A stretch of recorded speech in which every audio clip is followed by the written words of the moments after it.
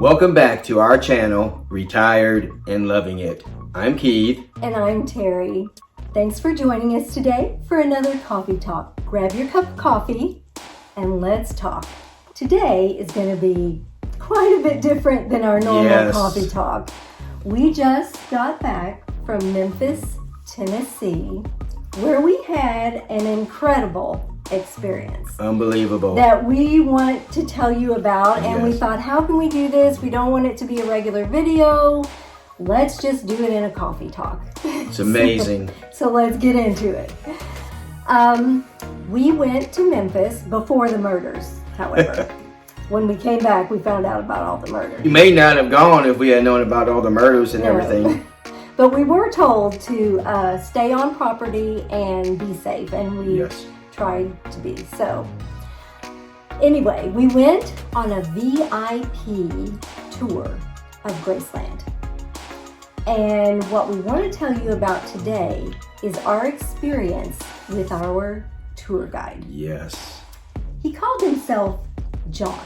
Well, first of all, let me just say, we came up to the gate and I didn't even take a picture of the gate. The famous gate outside of Graceland with the EP and the music notes.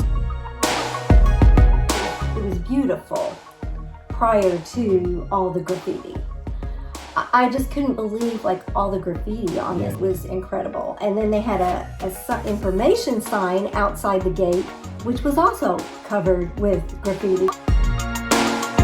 And I guess people are trying to leave their condolences, but it kind of ruined it for me. Yeah.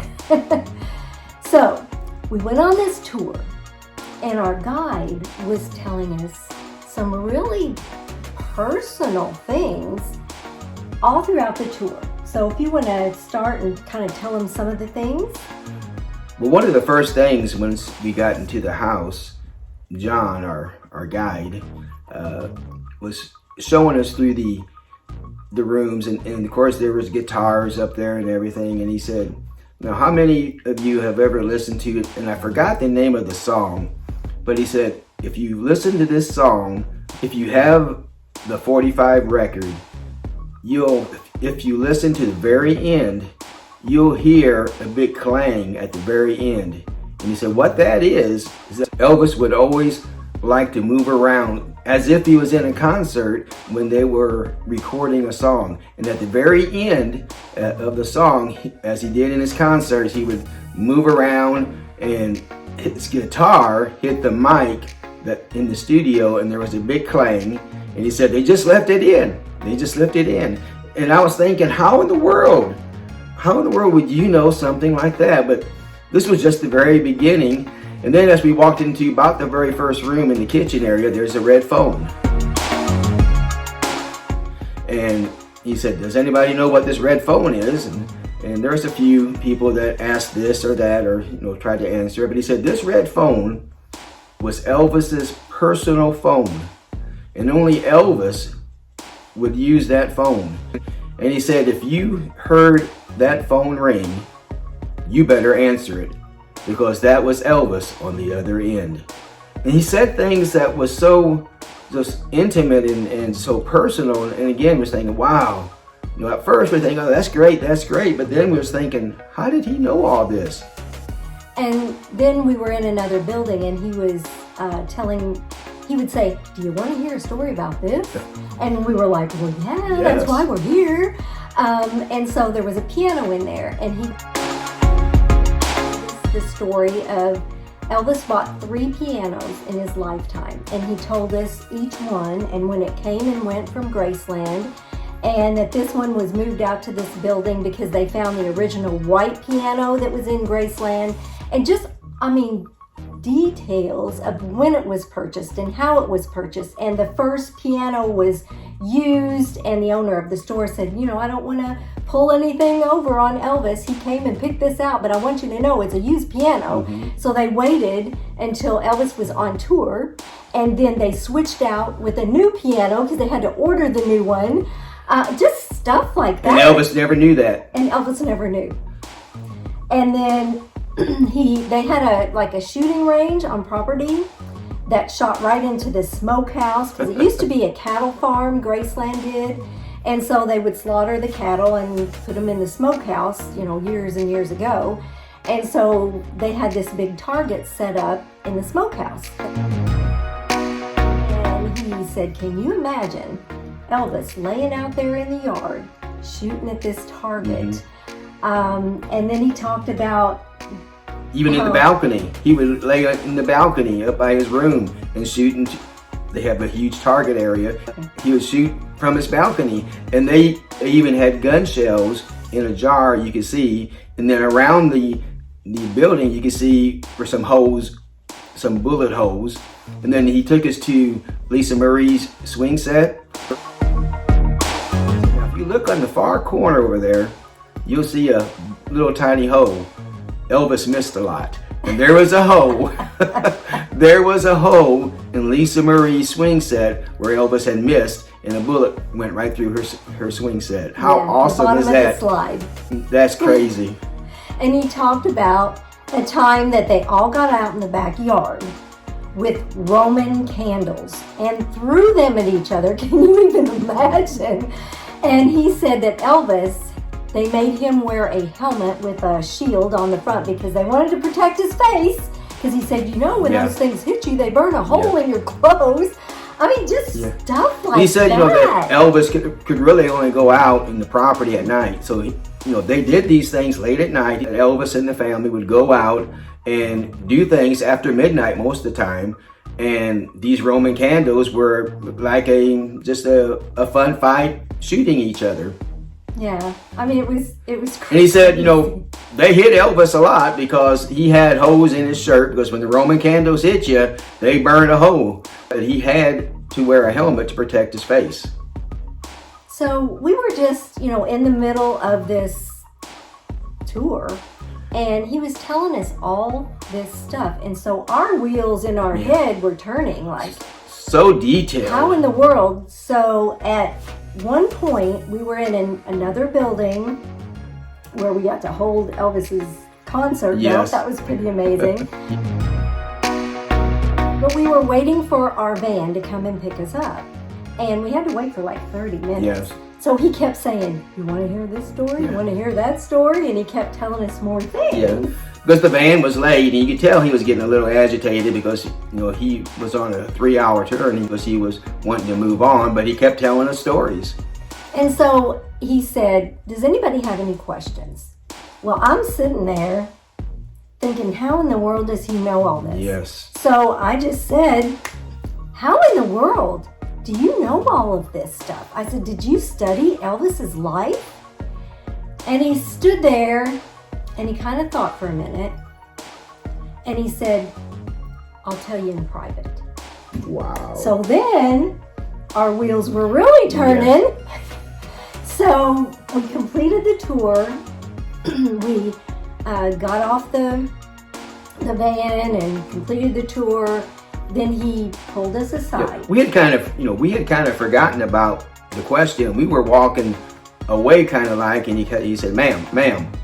Yeah, and he said, do you remember that question that you asked me earlier? I said, yes. He said, I know, because I lived it. Wow. And we were like, what? Lived it? He said, if you only knew, you have no idea. He said those 3 things. I mean, we lost count how many times. But he said, well, you knew so much detail. And again, he said, if you only knew, I lived it. You have no idea. He said it, 3, 4, 5 times at least. He said it a lot. And so, I don't know if I said it out loud, but I was thinking to myself, well, he must be family. Yeah. So, we said our goodbyes and went our separate ways, and we finished doing a tour around the property. But all day and all night, that was on our mind. Yes. It's like I could hardly sleep that night because I kept hearing him say, I lived it. And when you said, kind of whispering, you must be family, again, he said, if you only knew. If you only knew. So, the next day, we were traveling home. It's a 5.5-hour drive from there to our house. So Keith's driving, and I'm on the phone, and I'm Googling. Well, I was Googling, I thought, well, it has to be somebody that lived on the property. So I would Google who named John lived on Graceland property. Nobody came up. Then I thought, well, maybe he's a cousin. So I Googled who are the cousins of Elvis Presley that lived on Graceland. Nothing came up. And then Keith would say, Google this, Yes. Google that, Google this, Google that. 3.5 hours later, we came across, in our Googling, the fact that Elvis Presley had 3 stepbrothers. I had no idea, because when Elvis was very popular, I was just a little kid. So I didn't really study his life or know much about his life. I knew his music. But it's like, Elvis has 3 stepbrothers? Well, let's start Googling that. Very few people know that he had 3 stepbrothers. So we went down that rabbit hole.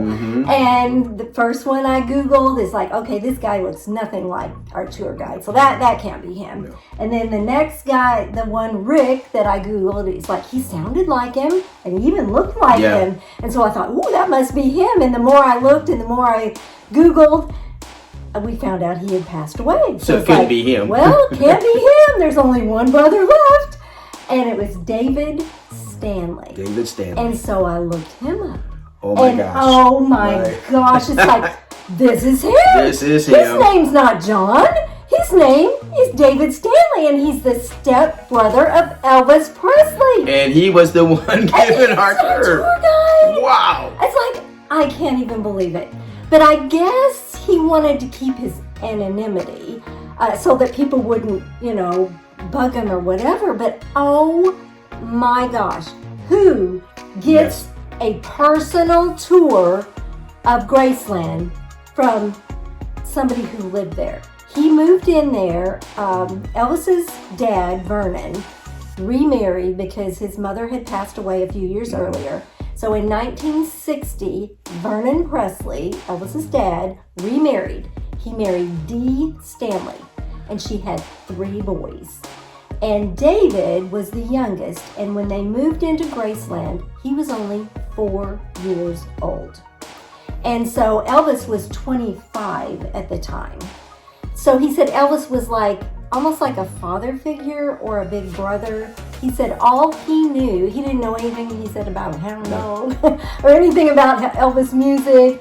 All he knew is that he was from a broken home, and for a few years he lived in some kind of a group home situation. And so now he was brought into Elvis Presley's home, not really knowing who Elvis Presley was.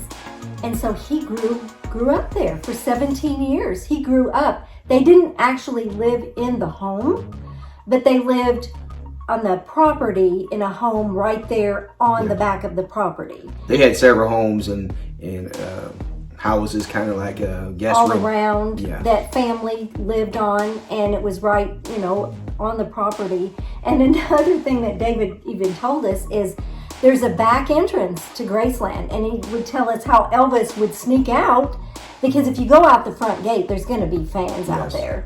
And so there was a back way, and he said if you follow that road right over there, it takes you out the back way, and nobody will know you're going.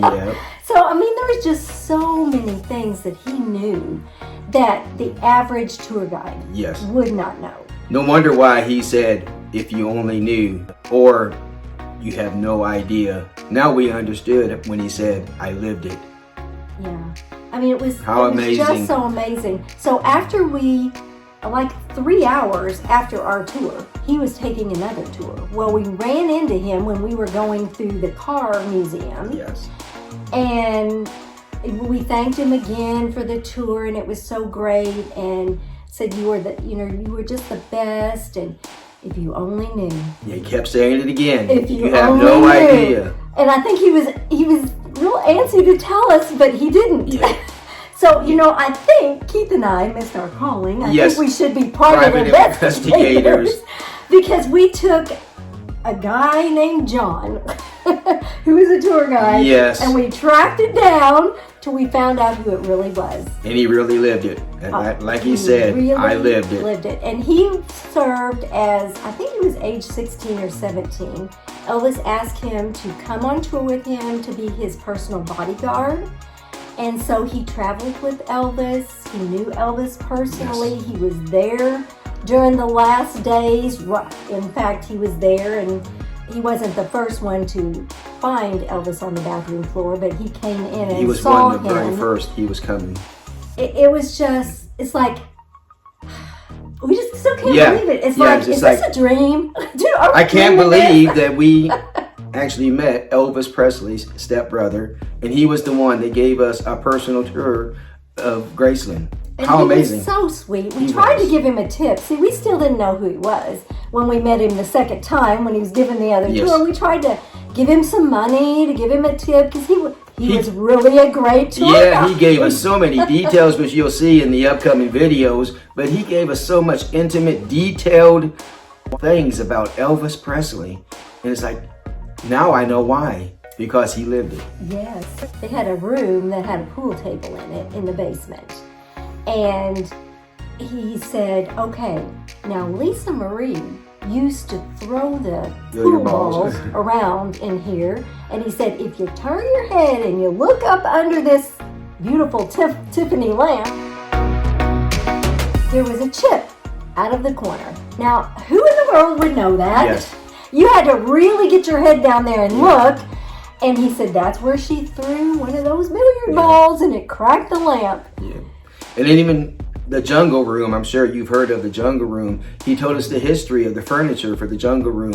He said, they went out, Elvis wanted some other kind of furniture for some other room, and they went and bought that, but the guy came back and he seen this ugly looking, like a jungle thing. He said, Elvis, man, here's your furniture, but we saw the ugliest furniture there. And Elvis said, well, let's go look at it.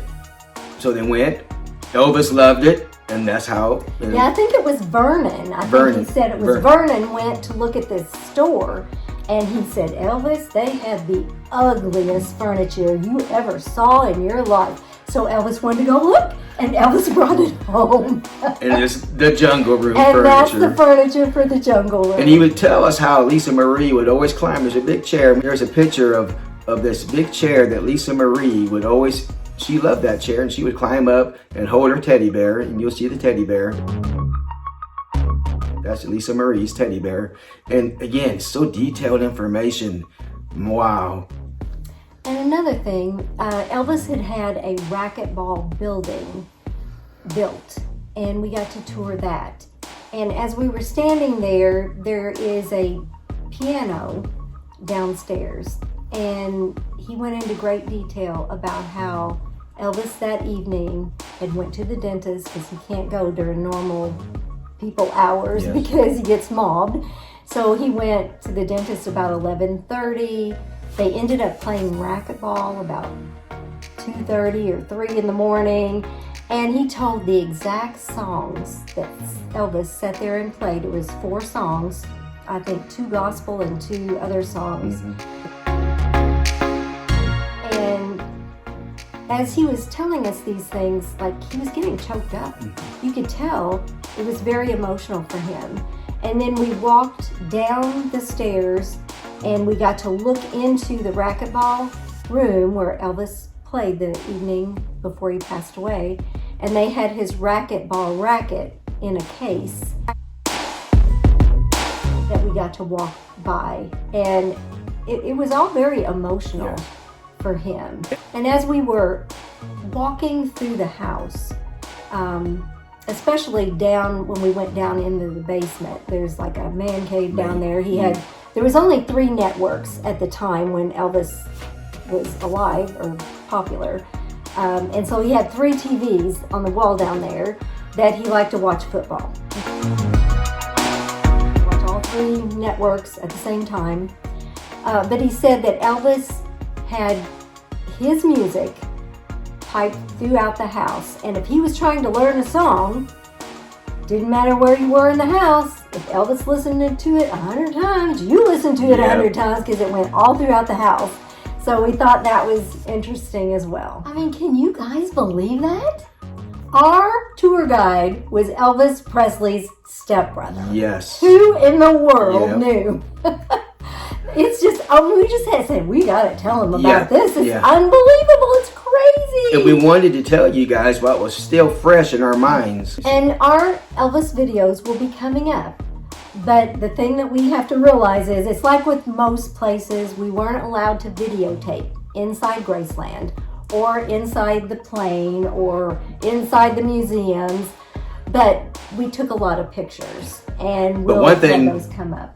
When we was talking to the tour guide, John or David, he said, "Can we, when we go see the airplanes, can we video?"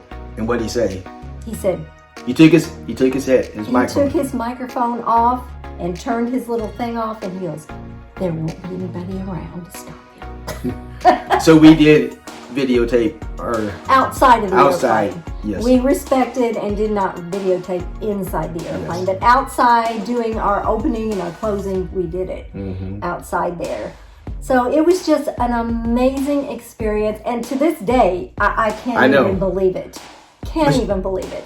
Because it makes the experience even more real to know that a family member of Elvis Presley actually not only talked to us, but gave so us much a very personal tour of Graceland. How it was just so awesome. It's just like hair is still standing up in the back of my neck when I think about it, and it's amazing. And when we got back from Graceland, we went to watch the new Elvis movie. And another thing that David told us is, and what tour guide gets to do this? Oh yeah. He attended the premiere of Elvis, the movie, at Graceland Guest House. There's a big movie theater there where they show Elvis movies, and he got to attend, and he sat behind Tom Hanks. He called him Woody. Yep. I had asked him, how often does Priscilla come and visit Graceland? He goes, well, she was just here a couple weeks ago. I talked to her, and I'm thinking, what kind of tour guide gets to talk to Priscilla and Lisa Marie? Because he talked about Lisa Marie as well. So it was just, I still can't believe it. Yeah. Still can't believe it. I'm so glad, though, that we figured out, because I literally could not sleep that night. No. It's like, who is this guy? He lived it. He knew all these stories. He's obviously somebody. And so I'm so glad that we found out who he was. And it was almost like he wanted to tell us, but he didn't, he didn't want to give himself away. Yeah. And so if you ever go to Graceland and have the VIP tour and have somebody named John, yes, that is Elvis's stepbrother. And he even said, go to TripAdvisor and mention John.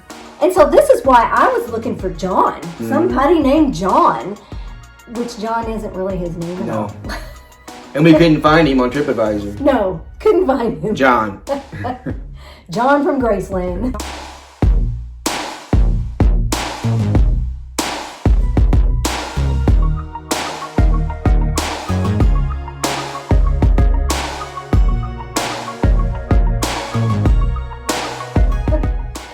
So I hope that you enjoyed our story. I mean, we still can't even believe it. It's just like unbelievable.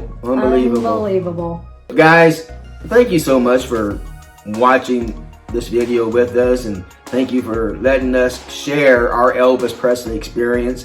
Our tour guide, David Stanley / John.